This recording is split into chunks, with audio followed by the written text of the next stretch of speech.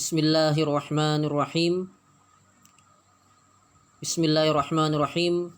Assalamualaikum warahmatullahi wabarakatuh.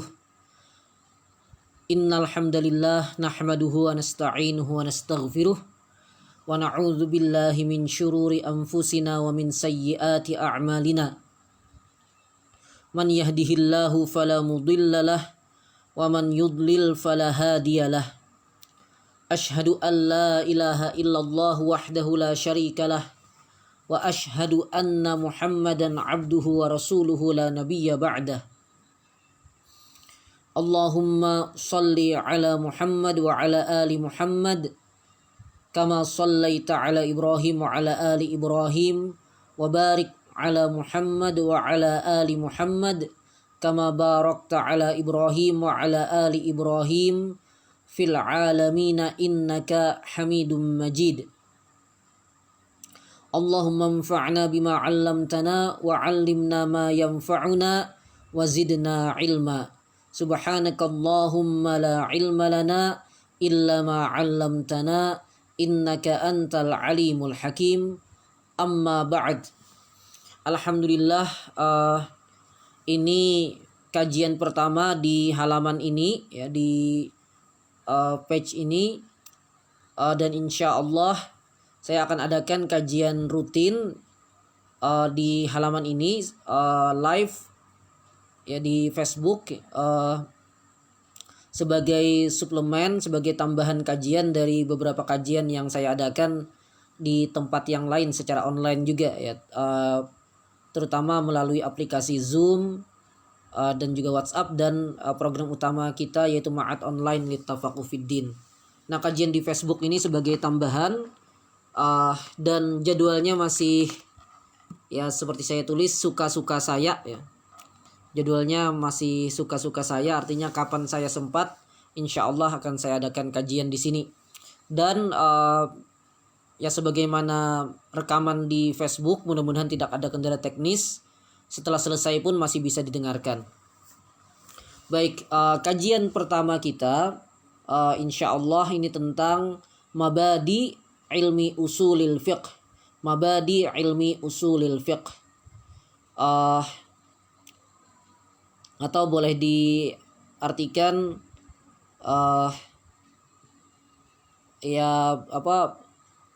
dasar-dasar dari ilmu usul fikih, atau hal-hal yang penting, yang mendasar yang perlu kita ketahui dalam ilmu usul fikih.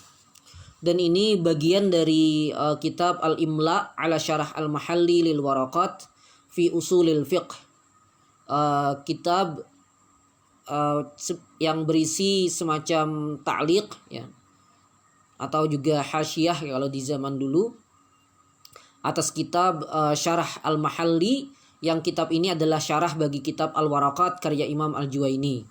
Nah, kitab Al-Imla ini ditulis oleh Dr. Amjad Rashid. Beliau di sini dekan dari Fakultas Fikih Syafi'i di Jami'ah Ulum Islamiyah Al-Alamiyah. Nah, tapi kita tidak mengambil syarah Al-Waraqatnya ya. Tidak mengkaji syarah Al-Waraqatnya di sini, tapi mengkaji muqaddimah dari kitab ini. Salah satu muqaddimah dari kitab ini yaitu Mabadi Ilmi Usulil Fiqh. Baik, mudah-mudahan suara saya jelas ya. Qala Imamul Haramain, di sini penulis menyatakan qala Imamul Haramain Al-Juwaini, Imam Al-Haramain Al-Juwaini berkata fi muqaddimati kitabihi, pada muqaddimah kitab beliau yaitu Al-Burhan. Nah, ini kitab Al-Burhan, kitab usul fikih yang ditulis oleh Al-Imam Al-Haramain Al-Juwaini selain Al-Waraqat ya. Nah, beliau mengatakan haqqun ala kulli man yuhawilul khawda fi fannin min fununil ulum. Hak atau ya sesuatu yang wajib atas orang yang akan masuk ya, mencoba masuk mendalami salah satu cabang dari cabang-cabang ilmu ya, ayyuhita bil maqsudi minhu, dia menguasai tujuan dari cabang ilmu itu untuk apa. Wabil mawad allati minha yustamaddu dzalikal fan, dan materi yang dijadikan sumber dari cabang ilmu tersebut. Wa bi haqiqatihi wa haddihi, dan juga mengetahui hakikat dari ilmu tersebut dan hadnya, ya. Had ini definisinya secara had yang jami' mani', menyeluruh dan membatasi dari hal-hal yang tidak layak masuk pada definisi tersebut. In amkanat ibaratun sadidah ala sina'atil had, jika memungkinkan untuk memahami hakikat dari cabang ilmu ini dengan bisa diungkapkan secara jelas, ya, dengan had. Jika memungkinkan maka difahami dia hakikatnya dengan had. Wa in asura, jika sulit, fa'alaihi ayyuhawilad dark bimaslakit taqasim. Jika kesulitan maka bisa mengetahui akan ilmu tersebut dengan melihat pembagian-pembagiannya, bahasan-bahasan yang ada di dalamnya. Wal gharadu min dzalika, dan tujuan dari hal itu adalah ayyakunal iqdamu ala ta'allumihi ma'a hazzin minal ilmil jumli bil ilmil ladzi yuhawilul khawda fih. Tujuannya adalah agar ketika kita akan memulai mempelajari cabang ilmu tersebut, kita sudah mengetahui gambaran umum, ya, gambaran umum tentang ilmu yang akan kita masuki tersebut. Jadi jangan sampai, ya, tujuan dari dan ini yang nanti kita rincikan sebagai mabadi ilmi usul fikih yang disinggung oleh Imam Al-Haramain, inilah yang kita nanti bahas secara rinci, atau kita bacakan secara rinci dari kitab Al-Imla ini. Yaitulah mabadi ilmi usul fikih, dan tujuannya adalah agar ketika kita ingin mempelajari satu cabang ilmu, kita faham gambaran tentang cabang ilmu itu terlebih dulu. Jangan sampai kita mempelajari sesuatu yang kita sendiri gambaran umumnya tidak jelas. Dan ini ikhwah fillah hafizakumullah, ini yang terjadi pada dunia pendidikan kita, ya. Salah satu saya katakan, ya, karena dunia pendidikan kita ini banyak sekali masalahnya, dari berbagai sisi, kurikulum, kebijakan pembiayaan dan lain-lain. Nah, salah satu masalahnya adalah kita mempelajari sesuatu yang ilmu tersebut sendiri kita tidak benar-benar paham. Itu sudah sebenarnya apa sih? Kita belum benar-benar paham, tapi kita secara tersistem, ya, disuruh untuk mempelajarinya. Nah, itu masalah, dan harusnya kita sudah menguasai dasar-dasar, ya, gambaran umum dari cabang ilmu tersebut sebelum kita membahas satu demi satu bab yang ada di dalam cabang ilmu tersebut. Nah, di sini karena kita berbicara usul fikih, maka kita akan mempelajari gambaran umum dari ilmu usul fikih itu, ya, apa saja, ya, yang kemudian dengannya kita bisa memahami gambaran usul fikih secara global, ya, secara jumlah, yang mudah-mudahan itu membantu kita ketika kita membahas bab demi bab dari usul fikih tersebut yang mungkin antum akan pelajari di tempat-tempat yang lain. Kemudian dilanjutkan oleh penulis Al-Imla, wa mabadi kulli ilmin asyarah majmu'ah fi qawli ba'dihim,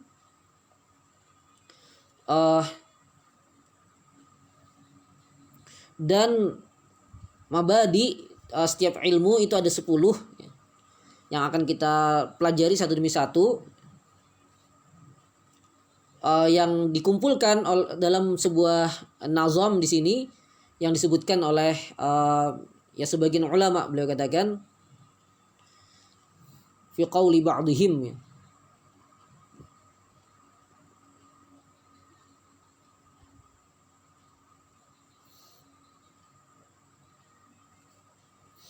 uh, di sini tidak disebutkan siapa yang membuat nazam.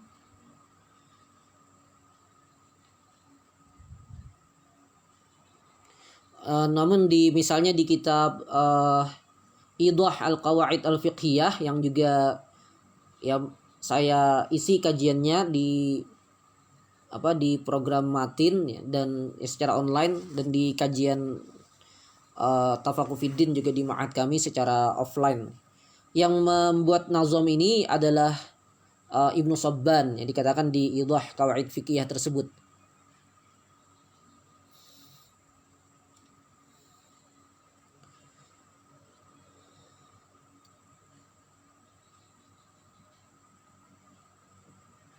Baik.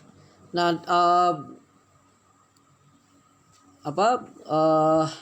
nazamnya inna mabadi kulli fannin asyarah.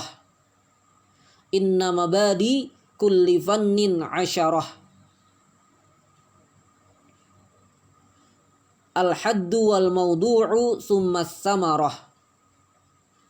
Wa nisbatun wa fadluhu wal wadi' wal ismul istimdadu hukmu syari' masailun wal ba'du bil ba'di iktafa wa man daral jami'a hazas syarafa. Sesungguhnya mabadi dari setiap cabang ilmu itu ada 10, yaitu yang pertama al-had, yang kedua al-mawdu', apa yang dibahasnya, summa samarah, kemudian yang ketiga samarah, buah atau faedah dari ilmu tersebut. Kemudian wa nisbatun, yang keempat nisbatnya atas cabang ilmu yang lain. Kemudian wa fadluhu, keutamaannya. Kemudian wal wadi', peletak cabang ilmu tersebut. Kemudian yang ketujuh isim, nama dari cabang ilmu tersebut. Kemudian istimdad, bahasan itu, cabang ilmu tersebut bersumber dari apa.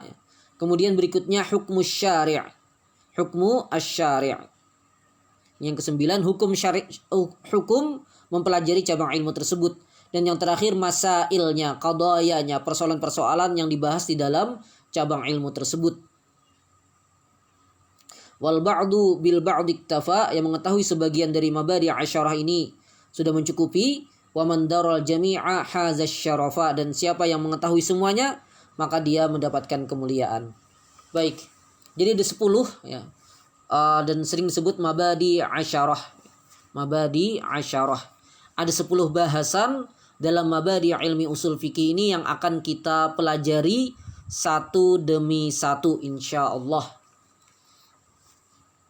Al-mabda'ul awal, yang pertama adalah dasar yang pertama adalah haddu usulil fiqh, definisi dari usul fikih. Had, pengertian dari usul fikih. Nah, usulul fiqhi, beliau katakan usul fikih laqabun, adalah laqab, nama li'ilmin min ulumis syariah, untuk salah satu cabang ilmu dari cabang-cabang ilmu syariat, dari ilmu-ilmu syariat atau ilmu-ilmu keislaman. Wa huwa murakkabun idhafi, dan dia adalah susunan idhafi ya, dalam bentuk idhafah. Usul dan al-fiqh. Usul mudhaf, al-fiqh mudhaf ilaih. Min juz'ain, dari 2 bagian ya, tadi satunya usul, satunya fiqh.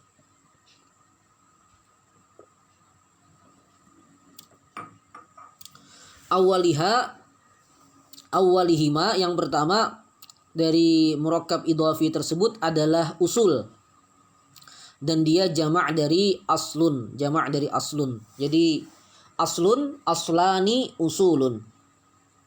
Watsani, dan yang kedua al-fiqh, fikih. Wa huwa al-far'u, yaitu far'u, cabang dari aslun tadi.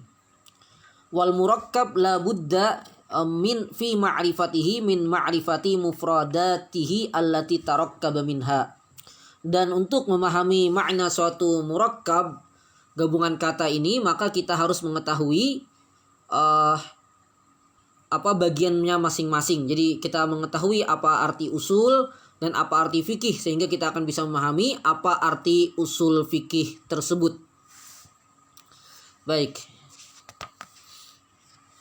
Ini kitab Al-Imla ini saya kurang tahu apakah sudah beredar di PDF-nya, yang saya kurang tahu. Namun kitab ini kitab baru ya. Al-Imla ini kitab baru. Ini yang saya punya, ini cetakan pertama, Tab'atul Ula, cetakan pertama tahun 1440 Hijriah atau 2019 Masehi ya, baru kemarin, baru tahun kemarin. Biasanya sih belum ada PDF-nya. Biasanya belum ada PDF-nya. Kecuali ada yang terlalu berani mungkin mem-PDF-kan kitabnya, dan itu jelas tanpa izin biasanya dari penerbit. Wallahu a'lam. Baik. Kalau mau antum bisa cari di penjual online, ada ya sudah beredar PDF-nya katanya. Ya berarti hampir pasti ini tanpa izin ya. Hampir pasti tanpa izin. Wallahu a'lam. Hampir pasti tanpa izin.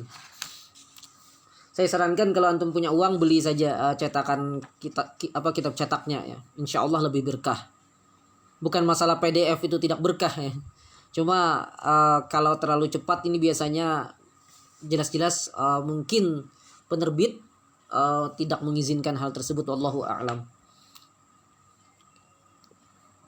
Kalau sudah diizinkan sih tidak masalah. PDF, kertas itu sama saja. Itu hanya masalah media saja ya. Zaman dulu orang juga tidak menulis di kertas, tapi menulis di batu, pelupa korma dan segala macam. Nah, sekarang kita tidak lagi menulis di kertas, tapi menulis di laptop dan dijadikan PDF. Jadi tidak ada bedanya sebenarnya.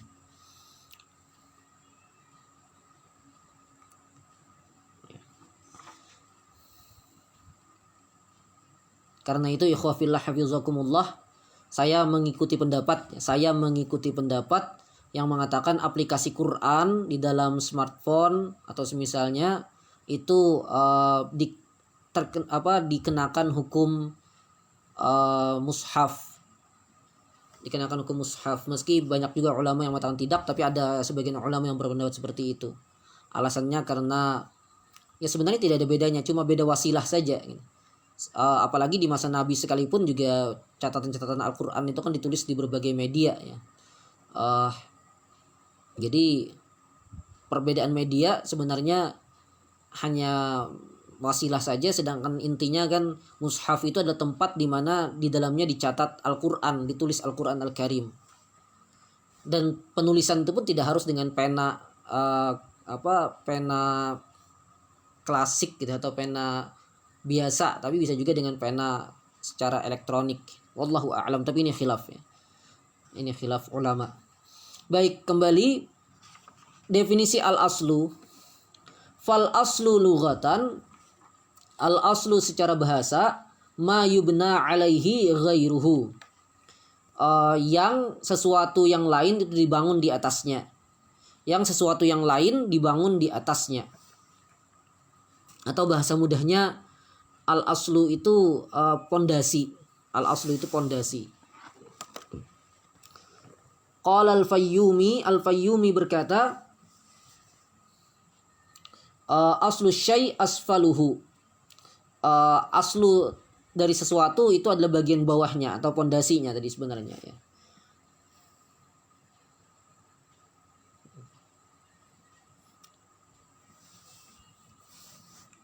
Wa asasul haid, dan asas dari al-haid ya, dari tembok adalah asluhu. Asasnya adalah asluhu. Asasnya adalah istilahnya? Asasnya adalah aslunnya, pondasinya.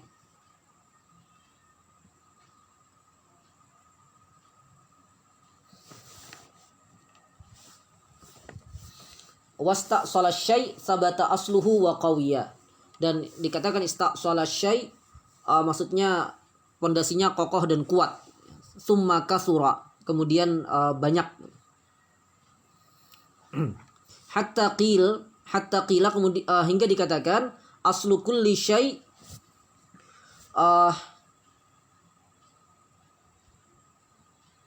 ma yustanadu wujudu dzalika syai' ilaih. Asal dari segala sesuatu adalah yang wujudnya sesuatu yang lain itu bersandar kepadanya atau disandarkan kepadanya. Fal abu aslun lil walad, maka ayah adalah aslun bagi anak.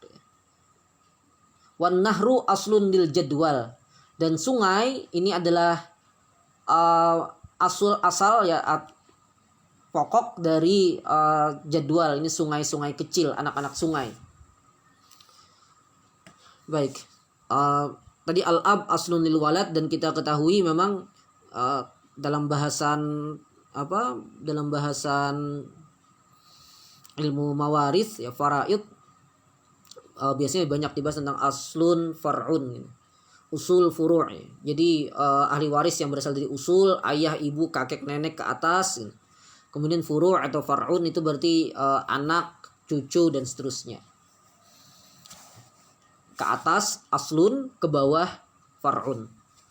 Yang kita berasal darinya itu berarti aslun kita, sedangkan yang turun dari kita itu far'un kita. Baik. Wal jam'u usul, dan jama' dari aslun adalah usul.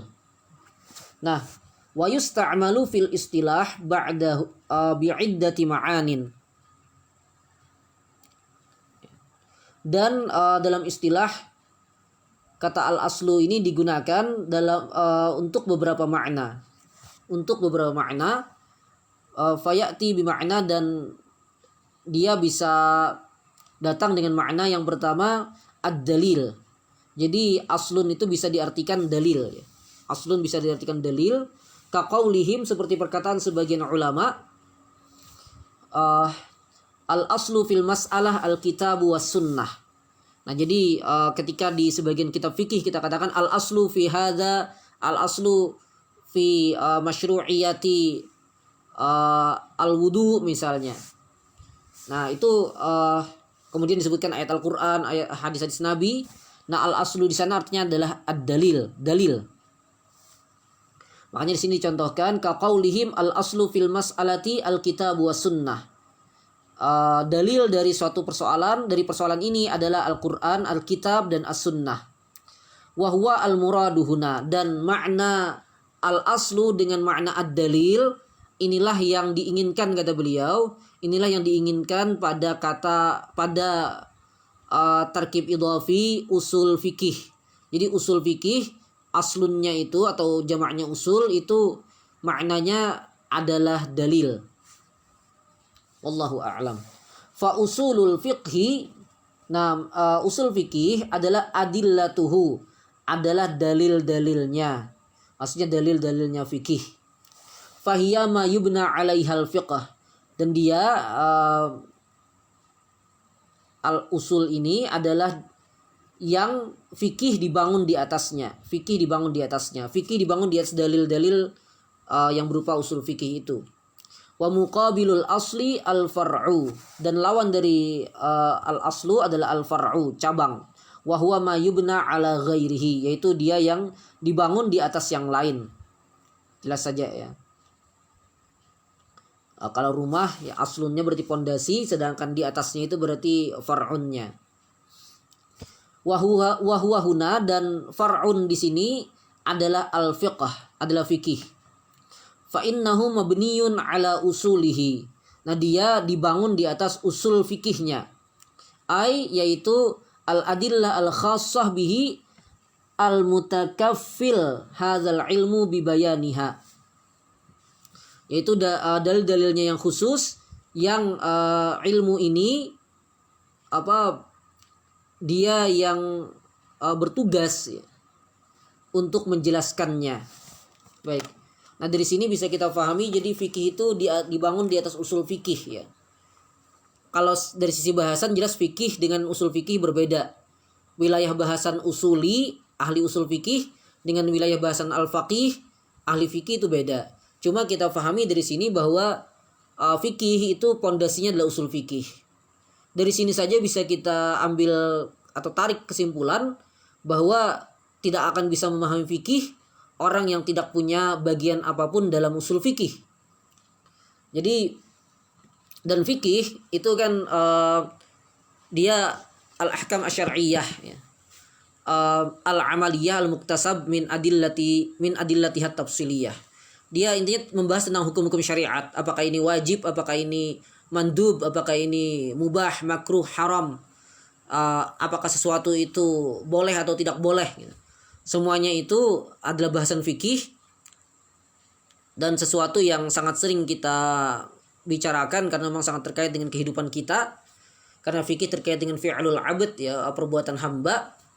Nah, maka seseorang tidak layak berbicara hadza wajib misalnya atau ini haram misalnya. Dia tidak bisa berkata seperti itu kecuali jika dia menguasai, salah satunya menguasai usul fikih.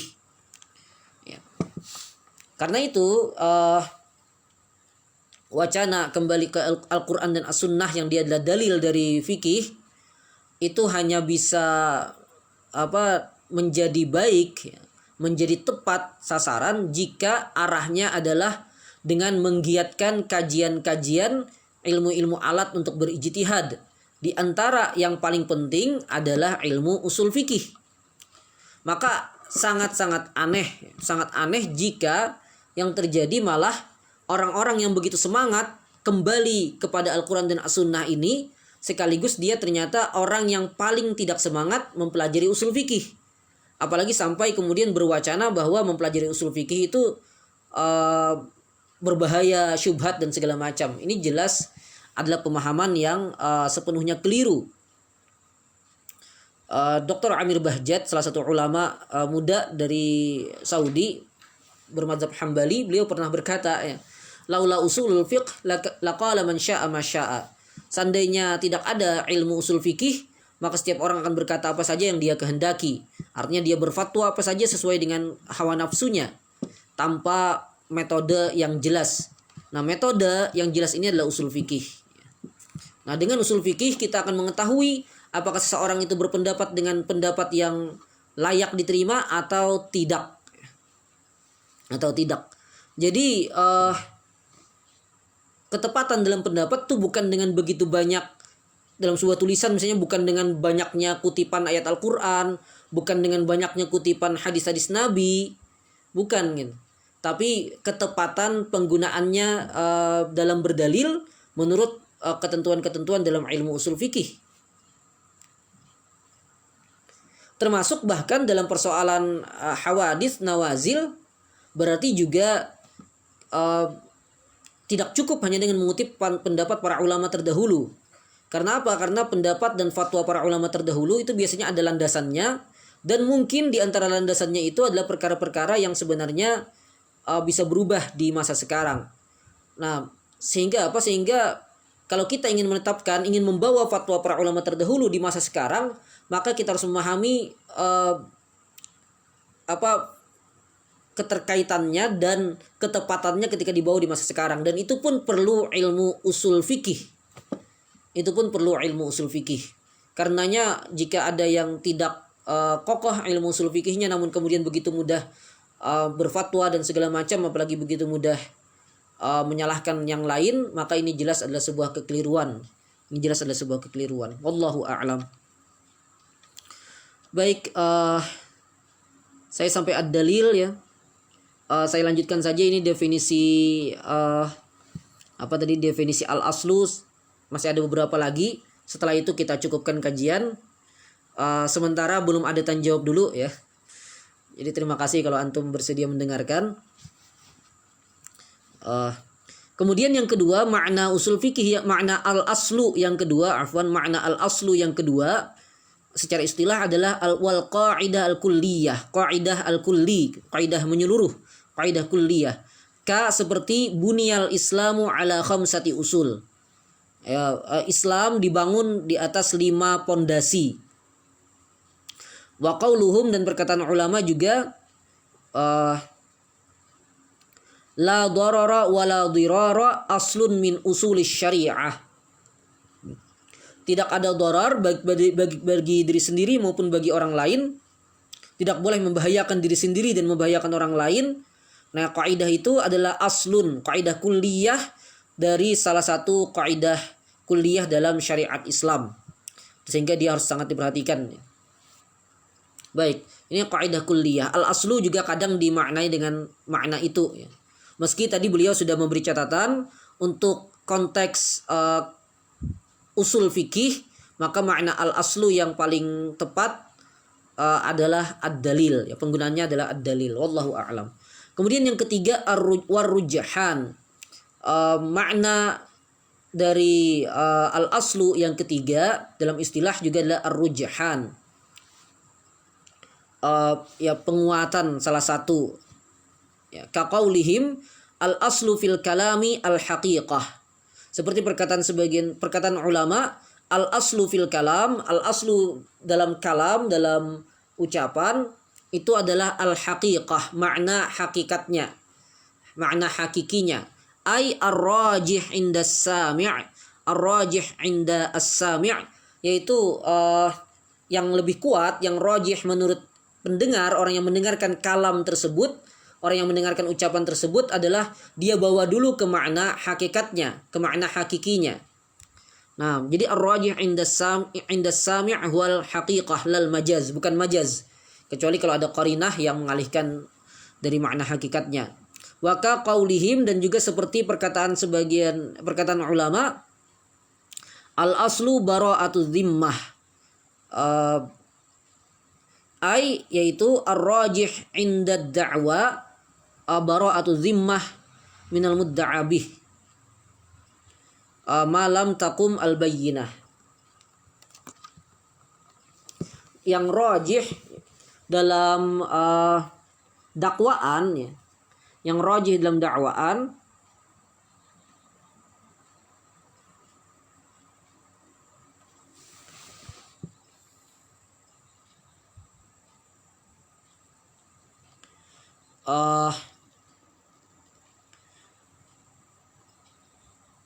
bagi yang didakwa, ya, yang rajih adalah dia terbebas dari tanggungan apapun. Dia terbebas dari tanggungan apapun selama tidak ada bukti yang menunjukkan bahwa dia layak dituduh seperti itu.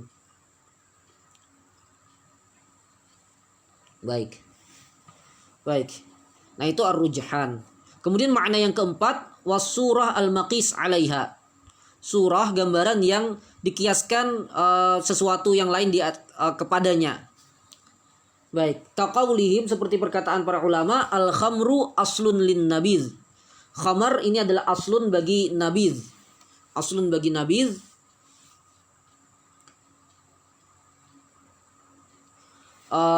Fan nabidh far'un fi muqabalati aslihi wa huwa al-khamar.